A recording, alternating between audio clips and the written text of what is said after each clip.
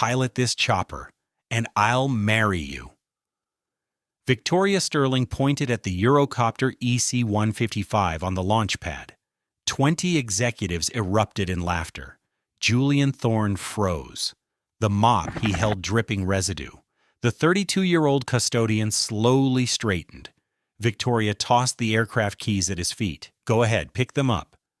The mockery amplified. Phones emerged, recording. Julian's hands trembled slightly. He bent down and picked up the keys. "You're serious?" His voice was deep and steady. Victoria's heels clicked closer. "Of course not. You probably think helicopters run on regular fuel." She turned to her audience. Imagine a janitor who can't decipher warning labels attempting to fly a $40 million aircraft. Julian pocketed the keys, remaining silent. But something flickered in his eyes, a nuance Victoria failed to notice. The custodian she had just mortified held secrets more valuable than her entire company. When you dismiss someone based on their occupation, you might be ridiculing the very person destined to save your life. Observe Julian's next move. 6 months earlier, Robert Blackwood's private jet had vanished into the Pacific. No bodies were recovered, only wreckage and unanswered questions. Victoria inherited everything. A $3 billion aerospace conglomerate founded on defense contracts and advanced flight technology. Julian Thorne had begun his night shift 3 years prior. $18 an hour, no insurance, no paid leave. Each night he meticulously cleaned the 25 floors of the Stellar Dynamics Tower, commencing in the executive suite. The cleaning agents chafed his skin. The harsh ceiling lights triggered migraines, residual effects from past wounds. Tonight was different. Victoria was working late again, reviewing documents in the conference room. Julian maneuvered his cart past her office, catching glimpses of helicopter schematics spread across the massive oak table. The EC-155's maintenance log was open, his gaze fixed on the figures. Flight hours registered at 12:47, but engine runtime indicated only 9:81. The inconsistency made him pause. "Enjoying the panorama?" Victoria's voice cut through the stillness. She stood in the doorway, arms folded. "These machines are more intricate than your entire neighborhood combined." Julian resumed mopping. "Just performing my duties, ma'am." "Your duties?" She chuckled. "You know what's ironic? That helicopter features an automated flight system worth more than you'll earn in a lifetime. Dual turboshaft turbines, fly-by-wire controls." She moved closer. Her expensive fragrance, $1,000 an ounce, overpowered the cleaning odor. "But you wouldn't comprehend any of that, would you?" The conference room door opened.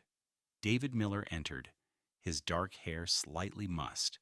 The 50-year-old chief financial officer's usually steady hands shook slightly as he poured himself liquor from the crystal decanter. "Victoria, we must finalize the Titan deal." His tone held an edge. 200 million needs to be sealed by the 15th. "Everything is arranged," Victoria replied, her focus remaining on Julian. "My father founded this company. I won't allow it to collapse." David's eyes drifted to the helicopter visible through the window. Something fleeting crossed his expression.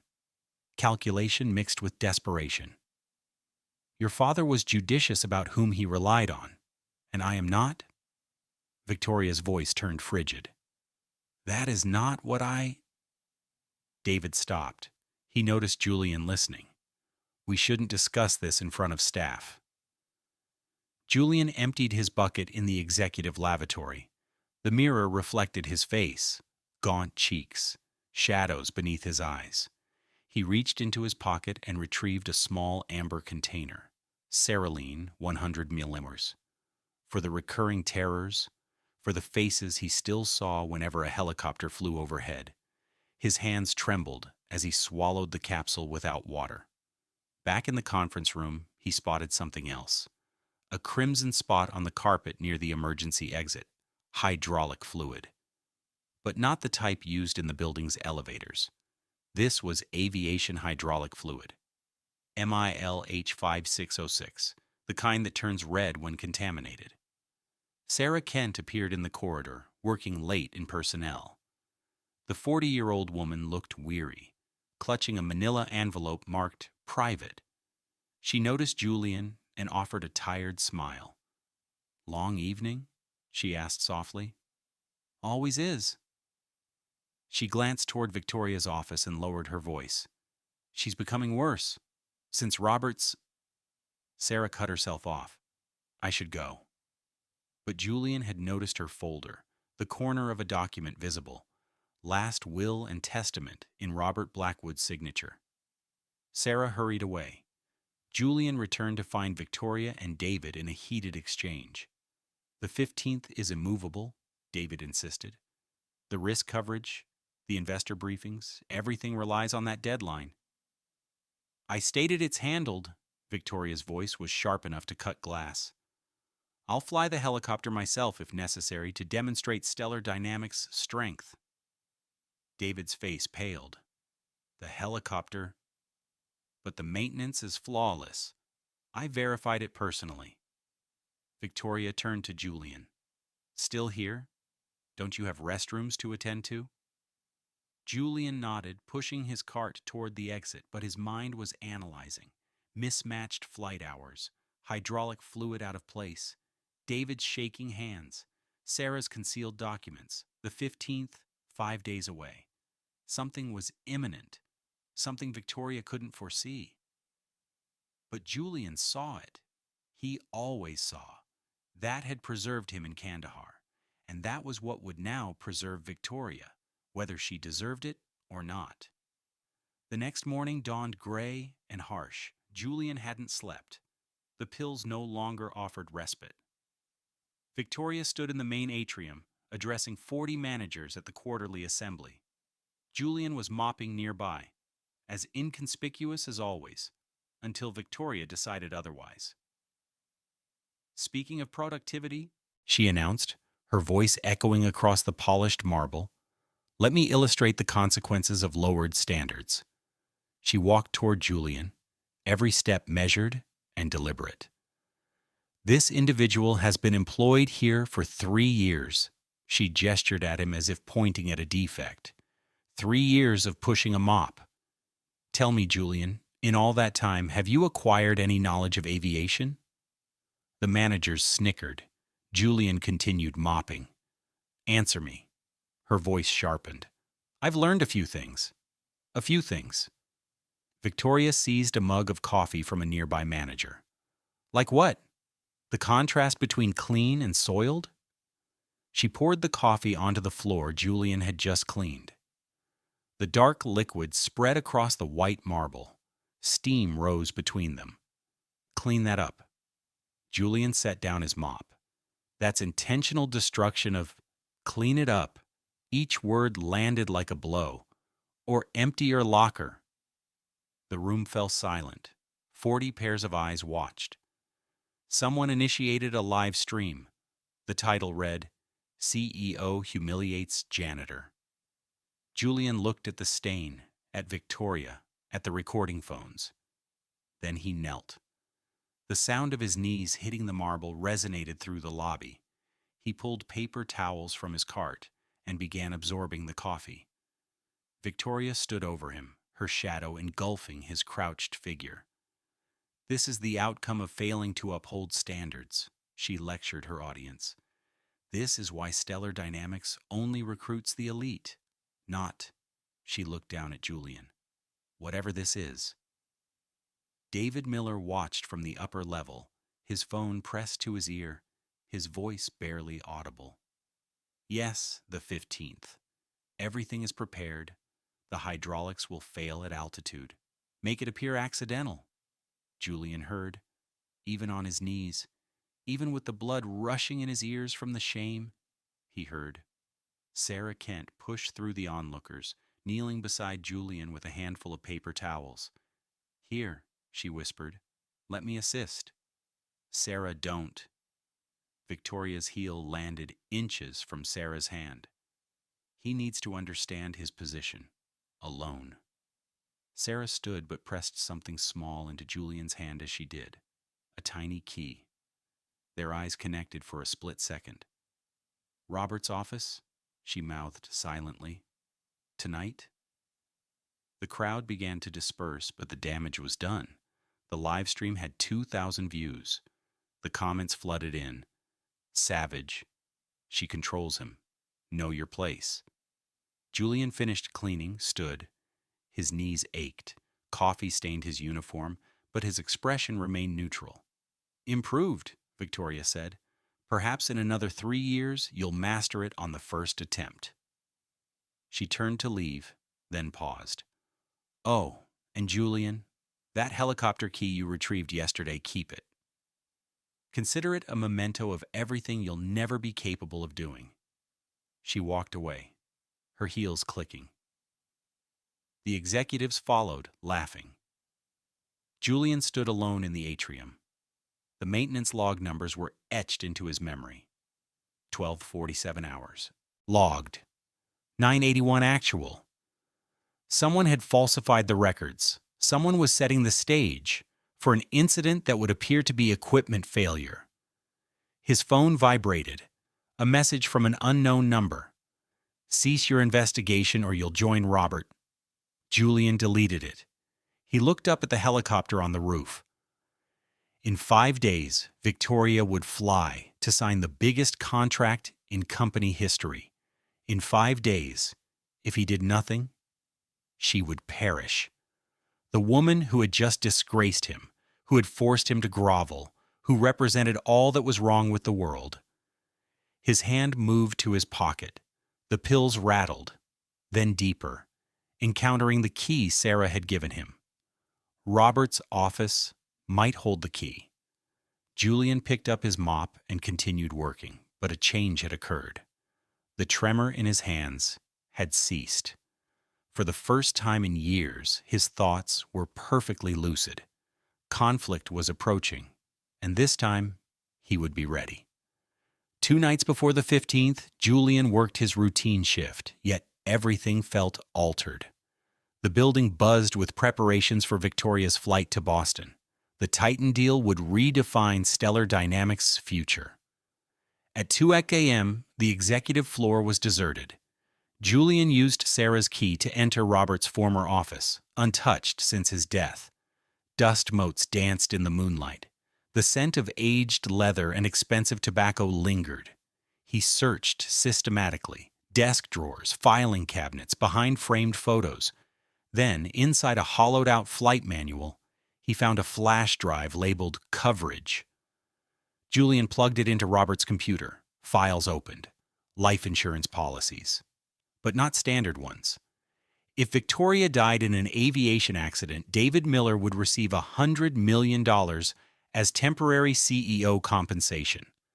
The policy had been initiated 2 weeks before Robert's death. A noise in the hallway.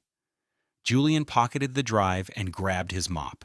David entered, intoxicated.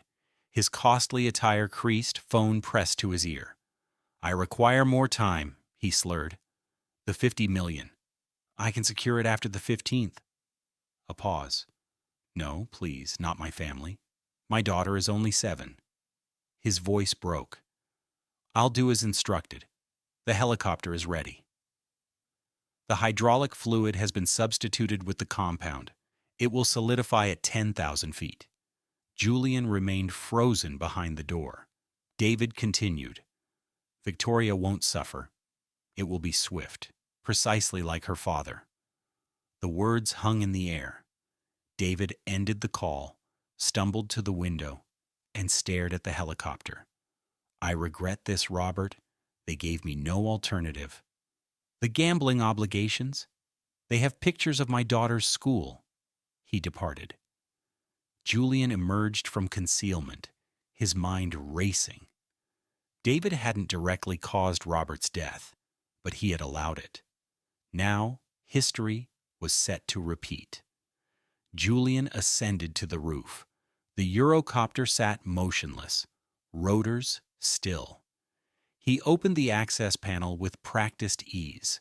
There, the hydraulic lines.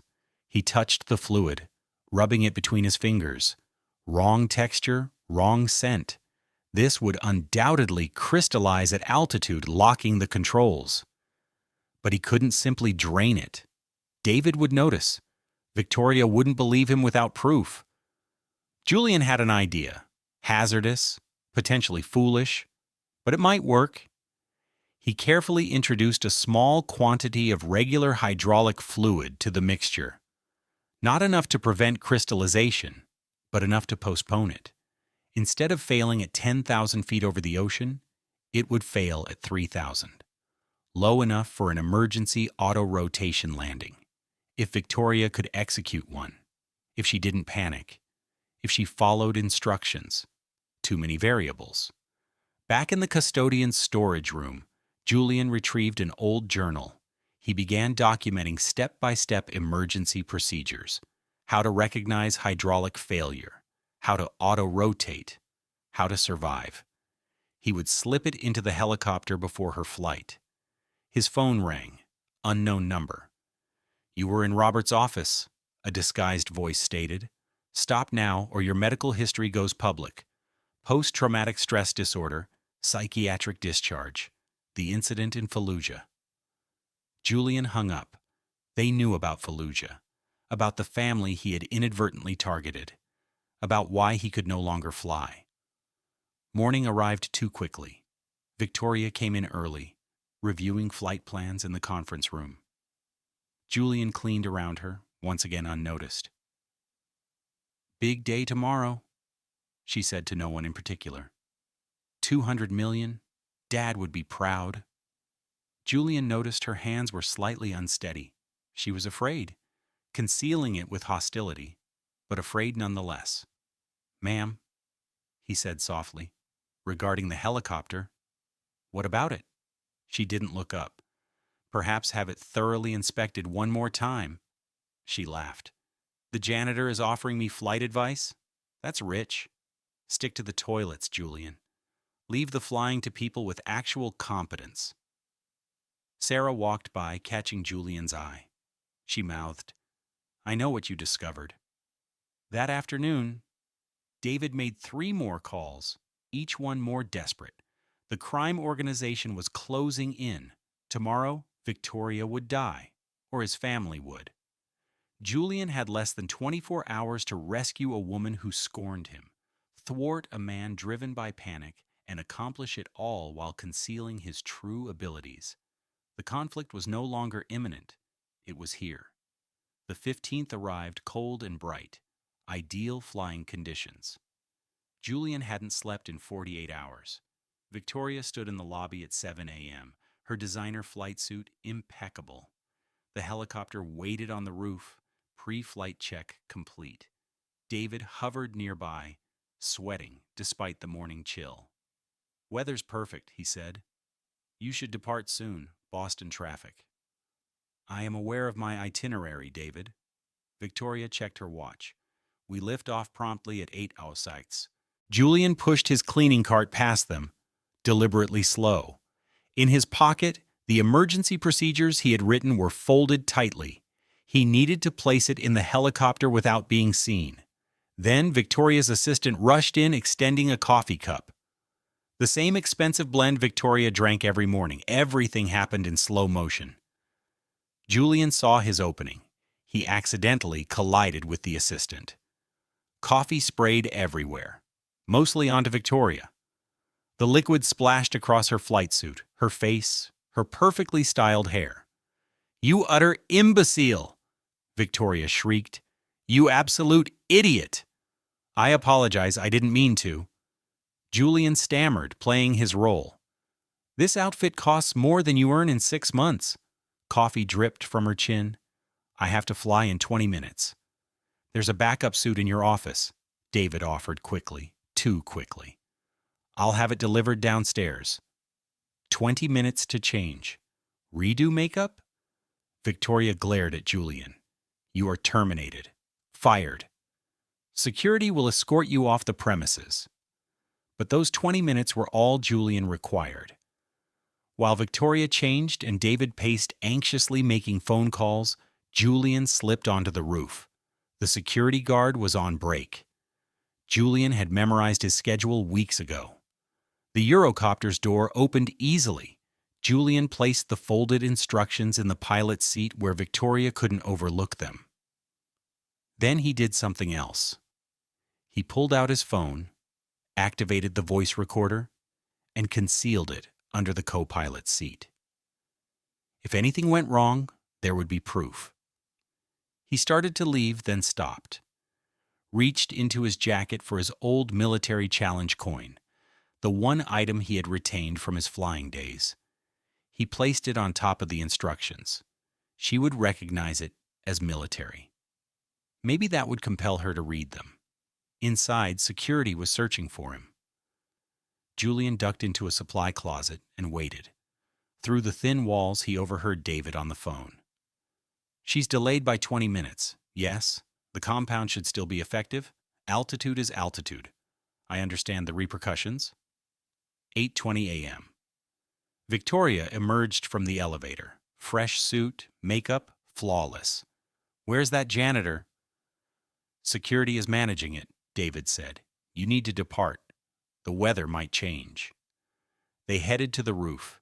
Julian followed through maintenance corridors, observing through a small window. Victoria climbed into the helicopter, saw the papers, and picked them up. "What the hell?" She read the first line. "If your hydraulics fail, you have seconds to react. Follow these steps precisely, or you will perish."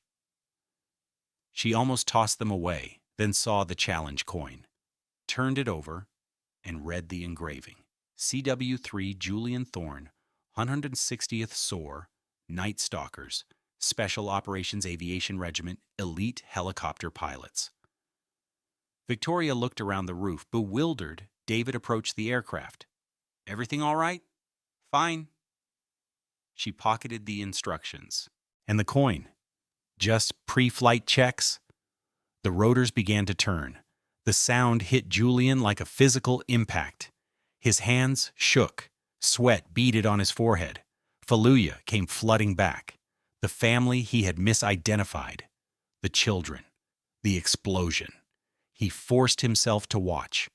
The helicopter lifted off, smooth and professional. Victoria was a competent pilot. Robert had trained her well. 1,000 feet. 2,000 feet. Julian moved to the conference room where the flight tracker displayed her location. David was there, staring at the screen. Sarah, too, clutching files. 2,500 feet. Something's wrong. Victoria's voice crackled over the radio David was monitoring. "Controls are stiff. 2,800 feet. Hydraulic pressure dropping." Panic crept into her voice. "I'm losing." The radio went silent. David went pale. "No, too low. She's too low. It was supposed to be." He realized Julian was standing behind him. "You..." David's voice was barely a whisper. "What did you do?" Julian said nothing. "Watch the altitude reading. 250 feet. Holding." She was fighting it. Then Victoria's voice, steadier. "Tower. This is Stellar Dynamics 1, hydraulic failure. Attempting emergency auto-rotation, following emergency protocols." She was reading his instructions. Sarah grabbed David's arm. "You sabotaged her just like Robert." "I had no alternative." David broke down. "They'll kill Emma. They'll kill my spouse." The altitude dropped. 2,800, 2,500, 2,000, but controlled, steady. Victoria was following every step Julian had written. "Auto-rotation successful," her voice came through. "Emergency landing in Central Park. Send ground teams." David collapsed into a chair. "She's alive. They'll kill Emma. They'll kill my spouse." Julian finally spoke. "No, they won't." He pulled out his phone and dialed a number he hadn't used in years. "Colonel, it's Thorne. I need a favor. Witness protection for a family of 3. In exchange, I have proof of organized crime, homicide, attempted murder, and corporate fraud." Sarah opened her files. Robert left instructions. If anything happened to him, I was to deliver these to someone he trusted. He had written Julian's name, Julian Thorne, the custodian he specifically hired 3 years ago. The documents included transfer papers, photos of David meeting with criminal associates, and records of the first sabotage. Robert knew. David looked utterly defeated. He suspected, Sarah said. He hired Julian to watch over you, to protect you. Through the window, they could see emergency vehicles racing toward Central Park. Victoria had landed, rough but safe. Julian turned to leave.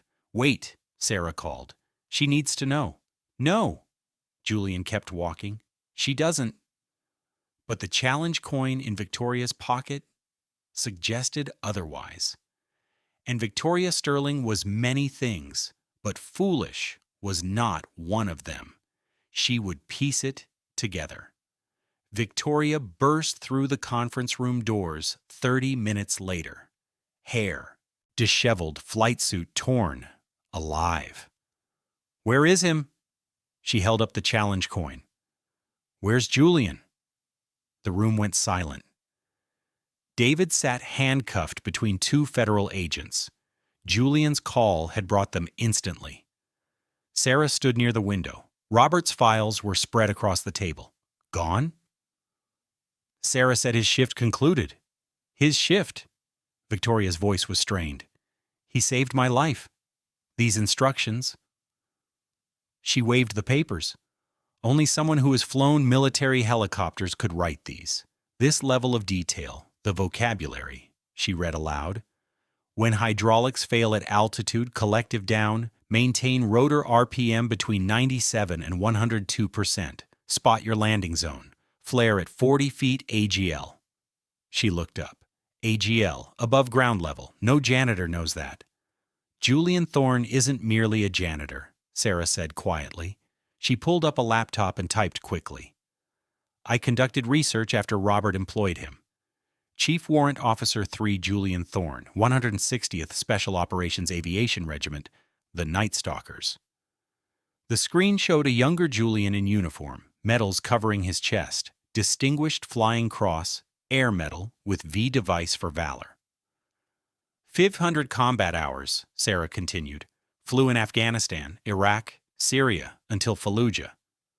"What happened in Fallujah?" Sarah hesitated. "Classified, but he was medically discharged. PTSD. Lost his commercial flight licenses." Victoria stared at the picture. This decorated soldier had been cleaning her toilets.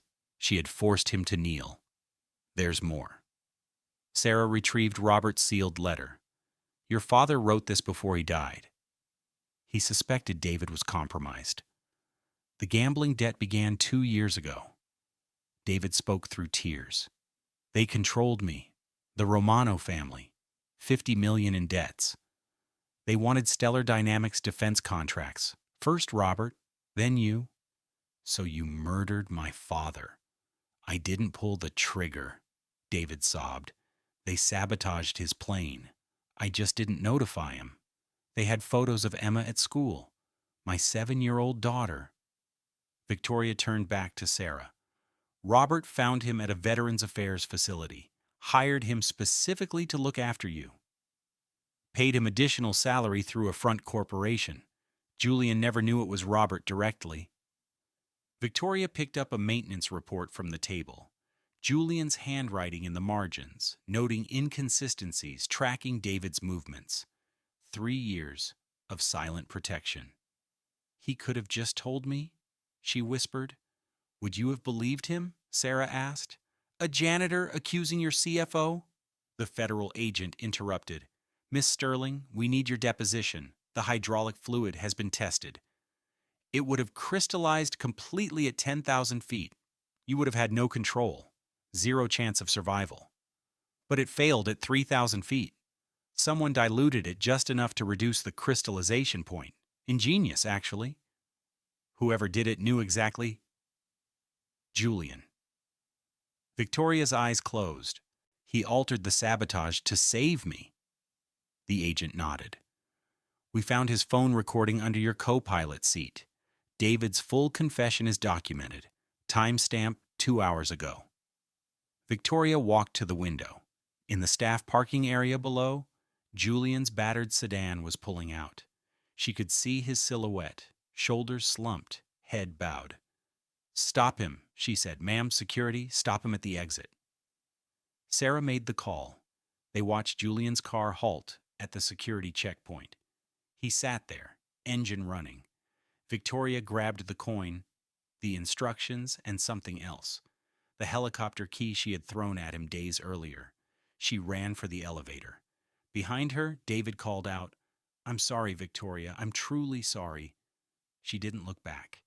The elevator seemed interminable. Her mind raced. Every insult she had hurled, every humiliation, the coffee on the floor forcing him to kneel. And the entire time, he was protecting her. A war hero with more courage than anyone in her building, pretending to be insignificant, enduring her abuse, saving her life. The elevator opened. She ran through the lobby, the same marble floor where she had disgraced him. Her heels echoed like gunfire. Julian's car was still at the gate. Security had him waiting. She had one chance to rectify this. Victoria reached the security gate. Julian sat in his car, hands gripping the steering wheel. Security guards flanked both sides. "Let him proceed," Julian said through his window. "I'm just a janitor, remember?" Victoria emerged slowly, still in his stained uniform, eyes hollow from exhaustion. "You are Julian Thorne, Chief Warrant Officer, Night Stalkers." She held up the coin. "You flew Chinooks in combat zones? You possess a distinguished flying cross." Had, his voice remained flat. Past tense. "You saved my life. I delayed your death by 2,000 feet. There's a distinction." Victoria stepped closer. "My father employed you to safeguard me." "Your father employed a janitor. Verify the personnel records." "Stop," her voice cracked. "Just stop. I'm aware of everything." David confessed. "The federal agents have him. You modified the hydraulics. You made me crawl." Julian's words cut through her momentum. "On my knees in front of 40 individuals. Live streamed to thousands." He pulled out his phone and showed her the video. 2 million views now. CEO humiliates janitor. That is your legacy. Victoria's hands trembled. "I didn't realize you were human." Julian laughed bitterly. "Or that I was valuable." A crowd had assembled. Employees from the building. Security cameras were recording. This confrontation would also go viral. Sarah Kent arrived, breathless. "Julian, wait! Show her the rest." She handed him a folder. Julian attempted to refuse, but Sarah insisted.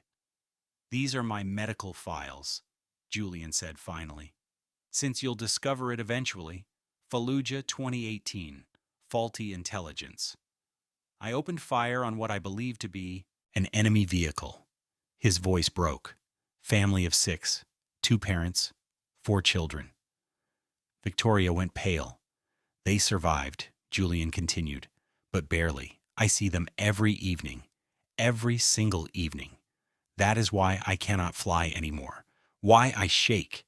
Why I take enough antidepressants to sedate a stallion." He looked at the gathering crowd. "That is your hero, a man who nearly ended children's lives. You were following directives. I was the pilot, my finger on the trigger." Julian turned to leave. "David killed my father." Victoria's words stopped him. "And you were aware." Julian faced her. "Suspected. Not aware." "Why didn't you inform me? Tuesday I attempted to." "You instructed me to stick to the restrooms. Wednesday you dumped coffee on my work. Thursday you threatened to fire me." He shrugged. "When exactly was I supposed to mention your CFO was plotting a murder?" David's voice interrupted them. The federal agents were leading him to a car. He saw the crowd, the cameras. He broke free for a moment. It wasn't supposed to unfold this way. he screamed at Victoria. "Your father discovered my debts. He was going to dismiss me. The Romano said they would handle it. I wasn't aware they would kill him." An agent pulled him back, but David kept shouting. "They control judges, politicians. They will come for all of you. Julian, you sealed your fate by contacting the federal agents." Actually, Julian pulled out another phone. "I called someone else first." A black SUV pulled up, military license plates. A colonel stepped out. Julian's former commanding officer. "Thorne." The colonel nodded. "The Romano family has been on our watch list, misappropriating military technology through aerospace contracts. This provides us with the necessary leverage." He turned to Victoria. "Your janitor just provided us with the largest organized crime bust in a decade. The Defense Department is deeply appreciative." Victoria stood between them all.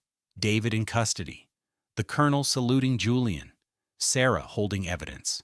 Employees filming everything. The woman who had humiliated a hero.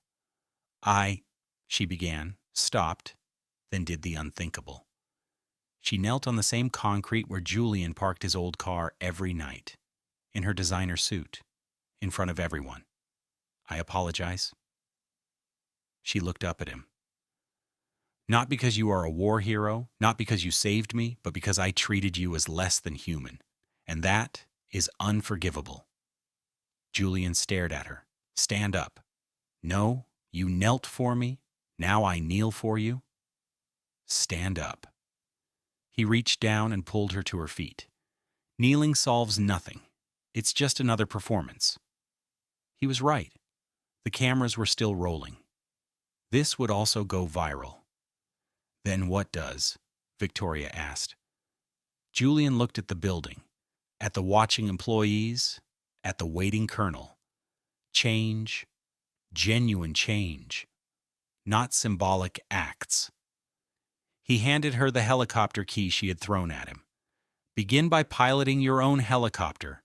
Stop allowing others to dictate your life. Your father didn't hire me to rescue you. He hired me to observe you rescue yourself." He walked to his car. "You're still dismissed, correct?" he called back. Victoria almost smiled. "Definitely dismissed." Julian drove away, but everyone knew he would return. The question was, in what capacity? 3 days later, Stellar Dynamics Industries, 9 hours a.m. Every employee was assembled in the main atrium, the same marble floor where Julian had been humiliated. Victoria stood at a podium, no notes, dark circles under her eyes. She had spent 72 hours reorganizing everything. By now, you have all viewed the videos. Both of them. Me disgracing Julian Thorne and me discovering he saved my life. She paused. "I am not here to offer excuses. I am here to enact change." The crowd murmured. Julian stood in the back. Civilian attire for the first time in 3 years. Jeans, a simple shirt. Sarah had persuaded him to come. "Effective immediately," Victoria continued. "Stellar Dynamics hiring procedures will change. We have been recruiting from the same elite universities, the same affluent families. We have disregarded veterans, minorities, anyone without the correct pedigree." She looked directly at Julian. "We have been misguided." She pulled up a presentation. Custodial staff will receive comprehensive benefits, a $30 minimum wage, educational support, and respect. Anyone who treats support staff as subordinate will be terminated. Murmurs rippled through the crowd. The executives looked uneasy. "Furthermore," Victoria clicked to the next slide, "I am establishing the Robert Blackwood Foundation. It will offer free flight instruction to veterans with PTSD, help them recertify, reclaim their wings." Julian's jaw tightened. That resonated deeply. "But that is not why you are here." Victoria stepped away from the podium. "Julian Thorne, would you please come forward?" He didn't move. "Please." Slowly, Julian walked through the crowd. People parted like water. Some who had mocked him now avoided eye contact. Others nodded with newfound respect. He reached the front. Victoria handed him an envelope. "Your final salary," she said loudly, then quieter. Plus 3 years of combat pay Robert was sending through those front companies, approximately $300,000. Julian looked at the check. "I don't want it." "It was always yours. My father just concealed it, just as he concealed you." She turned back to the crowd. "Mr. Thorne is indeed dismissed from his custodial position because I am offering him a new one. Chief of Flight Safety, $75,000 salary, full benefits, and he reports directly to me." The crowd gasped. Julian shook his head. "I can't fly anymore. I told you." "You don't need to fly. You need to educate, to train, to ensure every aircraft in our fleet is secure. Ensure no one else perishes from avoidable sabotage." Victoria's voice grew stronger. "We need someone who sees what others overlook. Someone who understands that danger emanates from within, not just externally. The PTSD makes you human, not deficient." Victoria pulled out his challenge coin. "You earned this flying into hell. The least we can offer is a position and a purpose." Sarah Kent stepped forward carrying a thick folder. The federal agents recovered everything from David's office. The Romano family had compromised 3 other employees. We require someone who knows how to identify threats. Julian looked at the folder. Names, photos, security vulnerabilities. "This is not philanthropy," Victoria added. "This is a necessity. We have $800 million in defense contracts. The Pentagon wants someone they trust supervising safety. Colonel Peterson specifically requested you." The colonel's name altered everything. Julian's former commander had saved his life after Fallujah. "One condition," Julian said. "Name it." "The foundation you mentioned. I will manage it. No board of wealthy donors deciding who merits assistance. I understand these pilots. I know what they require." Victoria extended her hand. "Agreed." They shook. The crowd applauded. Some sincerely, others because cameras were rolling. Then Julian did something unexpected. He pulled out his pill bottle, Saraline, held it up. "This is Saraline, an antidepressant. I take it for PTSD." His voice carried through the atrium. "If that makes you uneasy, working with me, speak now." Silence. Then from the crowd, a voice. "Prozac for anxiety." A young engineer stepped forward. "Lexapro," another added. "Depression." "Xanax, panic disorder." One by one. Employees confessed their own struggles, their own medications, their own battles. Victoria watched, stunned. Her company, her father's company, was filled with people fighting invisible wars. "Goodness," she whispered. "Indeed," Julian said. "Perhaps stop judging by appearances." She nodded, then louder. "Stellar Dynamics will now cover all mental health treatment. No limits, no questions, no shame." The applause this time was heartfelt. Julian turned to leave, then stopped. "One more detail, that video of me on my knees, 2 million views." He looked at Victoria. "We produce a follow-up. Show them what truly occurred, the complete narrative. David, the Romanos, your father, everything. That could devastate our share price. Or it could demonstrate to the world that Stellar Dynamics confronts the truth, acknowledges mistakes, and defends its people." Julian shrugged. "Your decision, boss." Victoria smiled. The first genuine smile anyone had seen from her in months. "We tell the truth." Julian nodded, starting to walk away. "Julian," she called. He turned. "Thank you for my life, for my father, for everything." He gave a small salute, not military crisp, but enough. "Just performing my duties, ma'am." This time, everyone understood which duties he meant.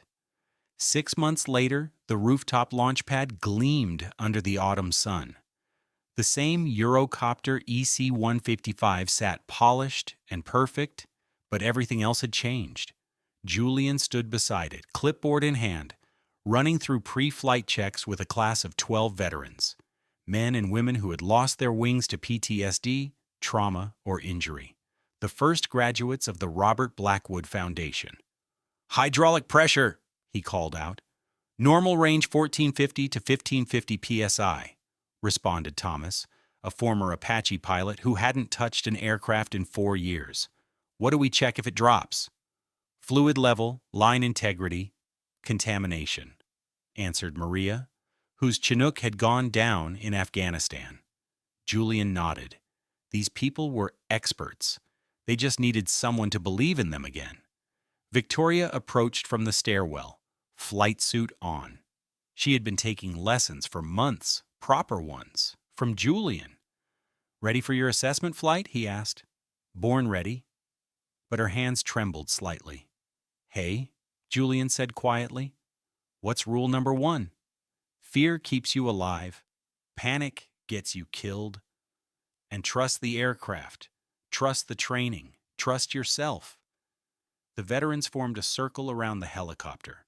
They had all been where Victoria was, facing the machine that had nearly ended them. Sarah Kent emerged from the stairwell, phone in hand. The documentary just reached 10 million views. A streaming service wants to acquire the rights. The follow-up video had become a global phenomenon, not just the story of Julian and Victoria, but of corporate corruption, organized crime, and recovery. The Romano family was in federal prison. David Miller had become a government witness. "We're donating the revenue to veteran mental health," Victoria announced. "Every cent." Julian checked his watch. Time to fly. Victoria climbed in. This time, Julian took the co-pilot seat. The veterans lined up to watch. "You know," Victoria said as she started the engines, "my father would have loved this. Seeing you here. Seeing them here." "He knew what he was doing," Julian replied. "Hiring me, he saved both of us." The rotors spun up. That familiar sound still made Julian's heart race, but differently now. Not fear, purpose. They lifted off smoothly. Victoria's hands were steady on the controls. Below, the veterans applauded. Some wiped away tears. Seeing one of their own back in the air gave them hope. At 3,000 feet, the exact altitude where Victoria had nearly died, she spoke. "I need to tell you something. Focus on flying. I can do both." She kept her eyes on the instruments. "That day you knelt, when I poured coffee, I saw something in your eyes. Not fury, pity." Julian said nothing. "You pitied me. This broken, cruel woman lashing out at everyone because her father died." Her voice remained steady. "You saved someone who didn't deserve saving. Everyone deserves saving, even the ones who make you crawl, especially them. They need it most." Victoria executed a perfect turn. The city spread below them, Stellar Dynamics Tower piercing the skyline. "I love you," she said simply, not romantically, but the way you love someone who reveals to you who you truly are and who you could become. Julian checked the instruments. "Hydraulic pressure is good, Victoria." "Yeah, me too." They flew in comfortable silence. Below, the veterans had moved inside for their afternoon session. Group therapy. Julian attended every week, sharing his Fallujah story. It helped. "There's something else," Victoria said. "The Pentagon called. They want you back. Full reinstatement. Colonel Peterson pulled strings." Julian had anticipated this. "I can't." "You could fly again. Officially?" "I do fly. Every day. Through them." He gestured toward the building where the veterans gathered. 12 broken pilots who will be whole again. That's worth more than any flight status. Victoria smiled. "My father saw that in you, the teacher, the protector. He saw a lot of things. They descended slowly. Victoria's landing was flawless. As the rotors wound down, she turned to him. That first day when I threw the keys at you, if I'd known, you would have done precisely the same thing. Julian unbuckled his harness. That's who you were. This is who you are. Both were necessary. The veterans surrounded them as they exited. Congratulations, high fives, hope. Julian looked at them all, his students, his purpose, his redemption. For the first time since Fallujah, he felt peace. 1 year later, the annual Stellar Dynamics Memorial Service for Robert Blackwood. But this year was different. Julian stood at the podium, wearing his first suit in a decade. Behind him, 53 graduates of the Robert Blackwood Foundation, pilots who had reclaimed their wings, veterans who had found purpose. Robert Blackwood hired a janitor, Julian began, but he saw a soldier. He knew his daughter would need protection, not from external threats, but from herself, from the isolation that power brings. Victoria sat in the front row, no longer the ruthless CEO. She had learned to fly, truly fly. Not just helicopters, but how to navigate life without cruelty as a defense. We all wear disguises, Julian continued. I hid behind a mop. Victoria hid behind arrogance. David hid behind financial records. But truth inevitably surfaces. He pulled out his challenge coin, the same one Victoria had discovered in the helicopter. This coin says, Night Stalkers don't quit. But I did quit. For 5 years, I quit on myself. He looked at his graduates, until a self-centered CEO threw helicopter keys at me and inadvertently saved my life. Gentle laughter rippled through the crowd. She challenged me to fly, unaware I had flown through hell and back, unaware her father had positioned me to rescue her. He pocketed the coin. Robert Blackwood was playing four-dimensional chess, while the rest of us were playing checkers. Sarah Kent nodded from her seat, now Vice President of Operations. The woman who had kept Robert's secrets had earned her position.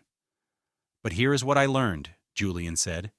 Everyone is battling something unseen. Mental health, addiction, trauma, debt, loss. The janitor you ignore might be a war hero. The CEO you despise might be consumed by sorrow. The CFO might be one misfortune away from ruin. Victoria stood up. So look closer. Look beyond uniforms, titles, skin color. See the human? Julian nodded. That's all. See the human. The room erupted in applause. As Julian stepped down, Victoria whispered, Thank you. For what? For seeing the human in me when I couldn't see it myself. Have you ever misjudged someone based on their appearance? Maybe it's time to look deeper. The person you overlook today might be the one who saves you.